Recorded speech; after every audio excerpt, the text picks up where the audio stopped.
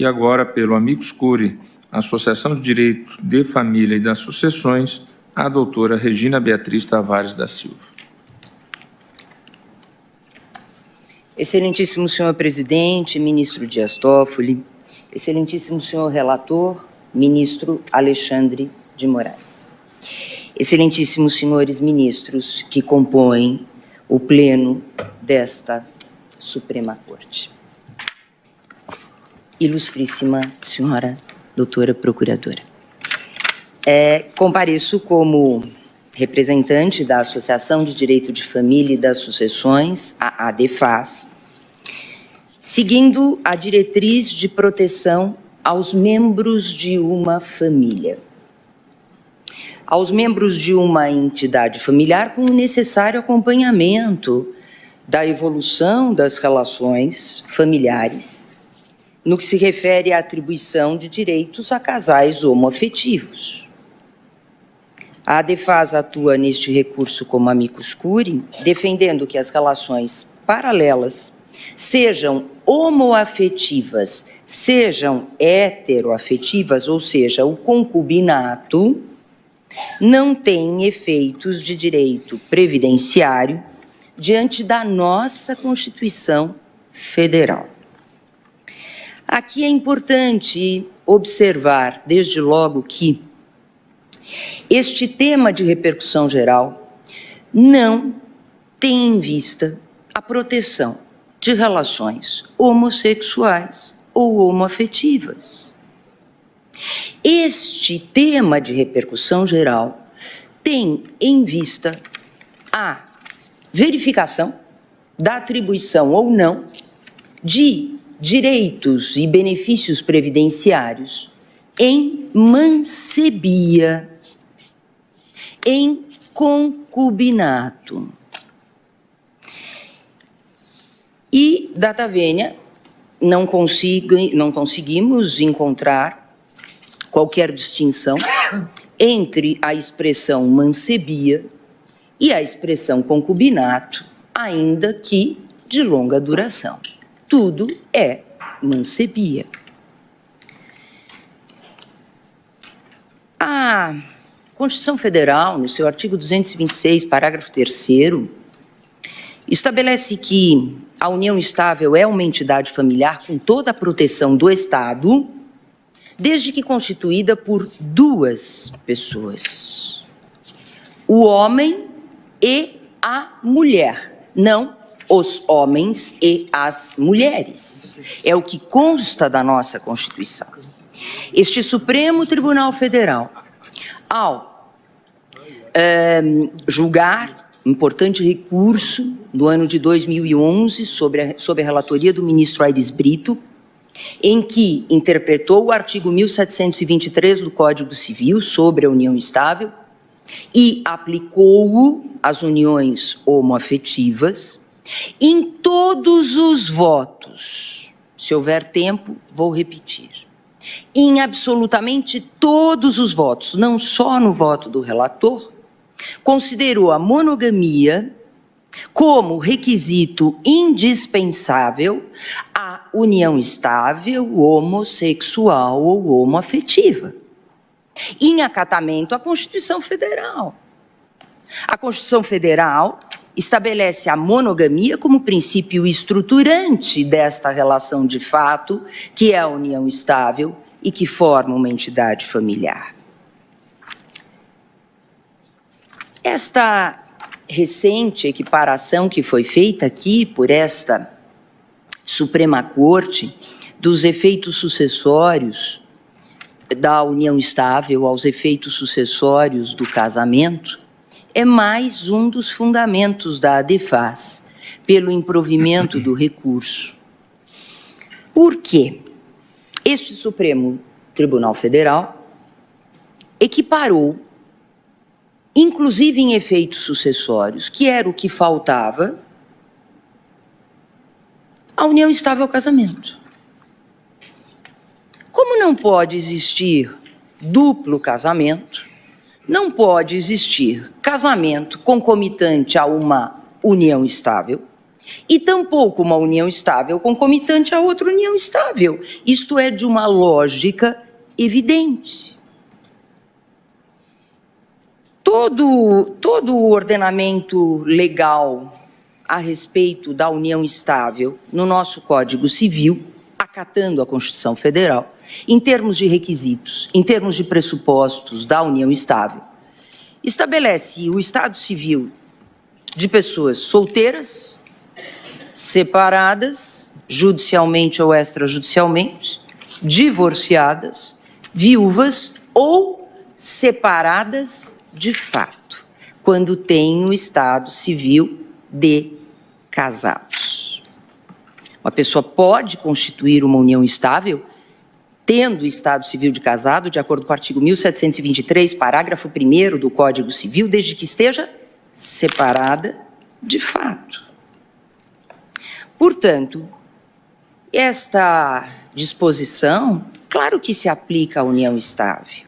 É evidente que, na união estável, a monogamia é princípio estruturante. E relações paralelas, obviamente, têm em si a poligamia. Claro que sim. Portanto, não se vê nenhum fundamento para que possa ser atribuído benefício previdenciário, seja no regime geral, seja no regime próprio, a quem vive em concubinato. A outra exceção, para não esquecer, da atribuição de efeitos jurídicos é a do casamento putativo, celebrado de boa-fé. Ou seja, quando a pessoa que compõe a outra relação desconhece a existência de um casamento. Isto também, obviamente, pode ser aplicado à união estável, quando existe o desconhecimento, quando existe a boa-fé, mas não é também este o caso que se apresenta. Bem,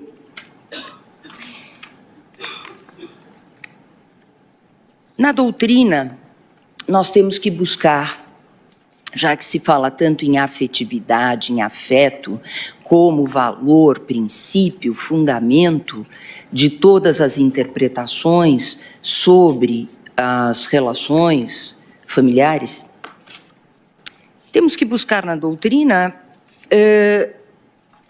o efeito jurídico ou não desse afeto. O afeto, efetivamente, tem muita importância e efetivamente impacta o direito em relações em que exista o status de família.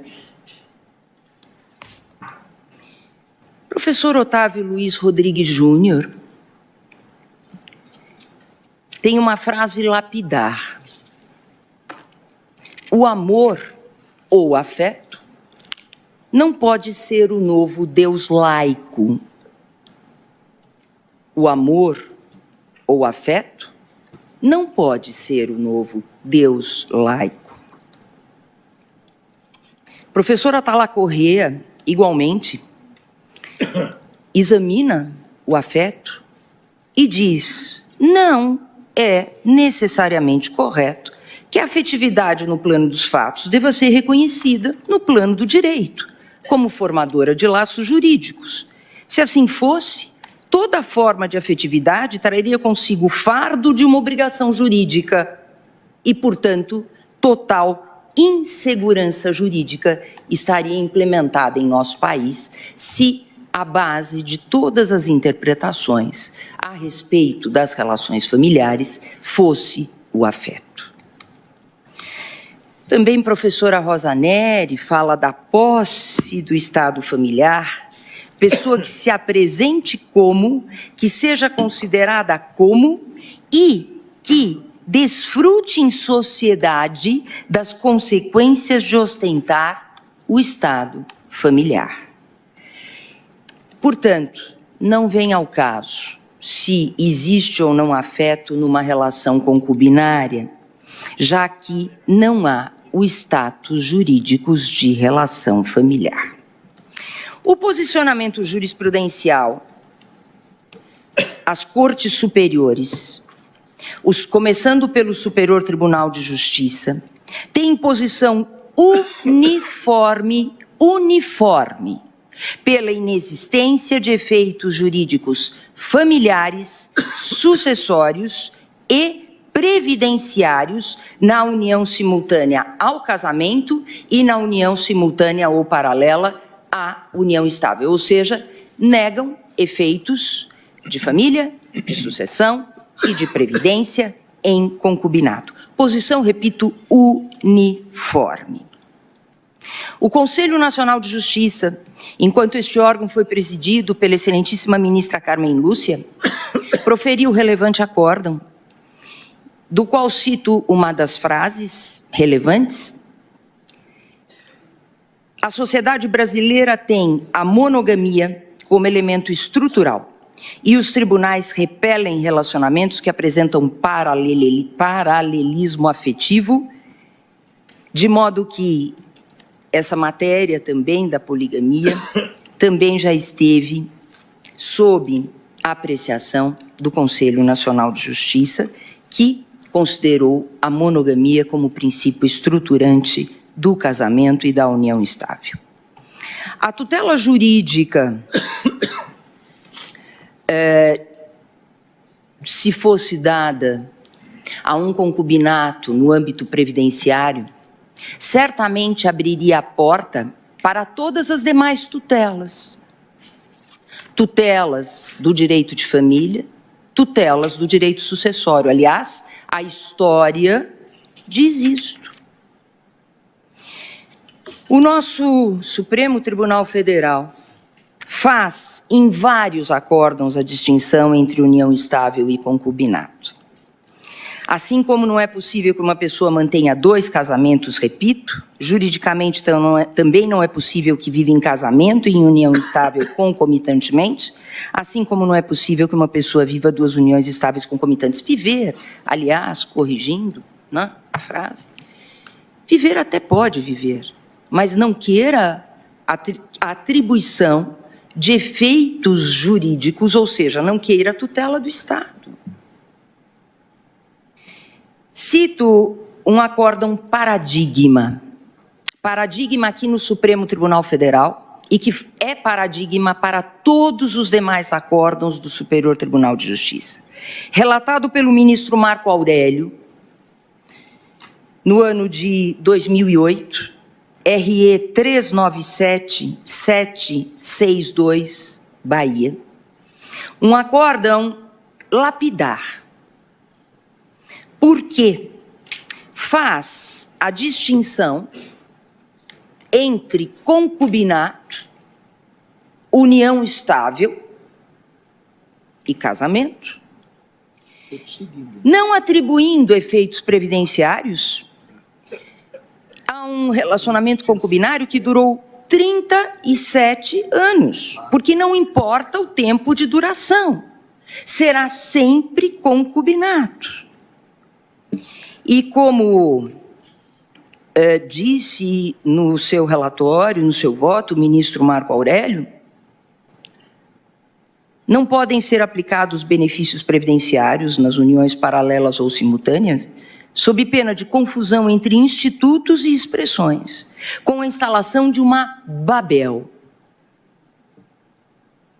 Efetivamente, este acórdão, que é paradigma aqui no Supremo, que é paradigma no Superior Tribunal de Justiça, foi seguido por outros. Cito aqui um acórdão da relatoria da ministra Carmen Lúcia, de 6 de outubro de 2015. Participaram desse julgamento ministro Dias Toffoli, ministro Celso de Mello, daquele outro julgamento que citei, do outro recurso, do outro acórdão, relatado pelo ministro Marco Aurélio, participaram também a ministra Carmen Lúcia, o ministro Ricardo Lewandowski. Sempre no mesmo sentido. Concubinato não se confunde com união estável. Cito aqui uma frase deste acórdão, relatado pela ministra Carmen Lúcia, de 2015, o MS 33555,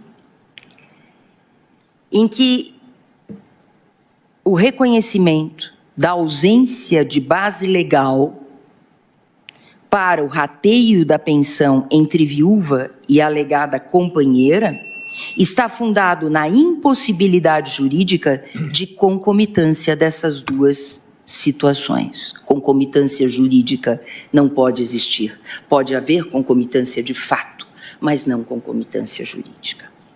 Outros acórdãos foram proferidos pelo Supremo no mesmo sentido e quero observar que não se trata de prevalência da lei geral, Código Civil, sobre a lei especial.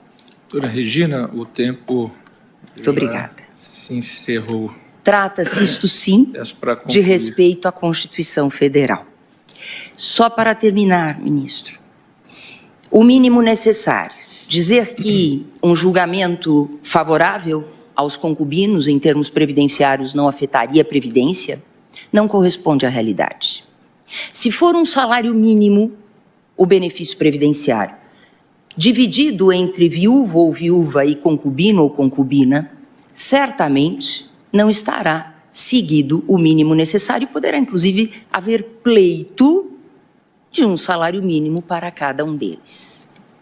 Termino, então, agradecendo a possibilidade de participação como amicus curiae da Associação de Direito de Família e das Sucessões, a ADEFAS, neste recurso e desejo a todos um excelente dia.